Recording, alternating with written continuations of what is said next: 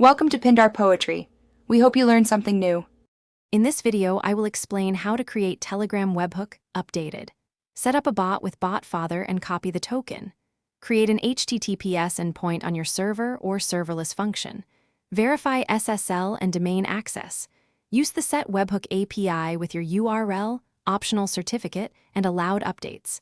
Test with curl or a simple request. Log incoming updates, parse JSON, and respond quickly with 200 OK to avoid retries smoothly.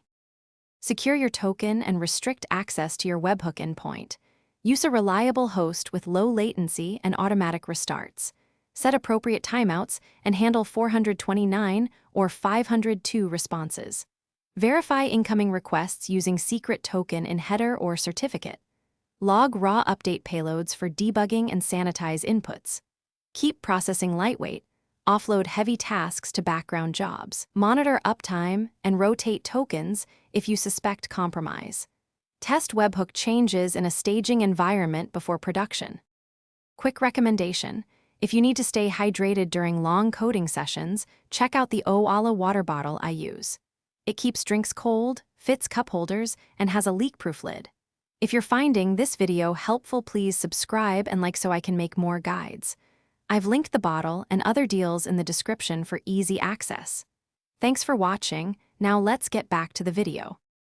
Example: call set webhook with curl including data Erlang code URL equals, and header authorization, bearer token or use bot token and path. Handle incoming update JSON fields message, callback query, and inline query.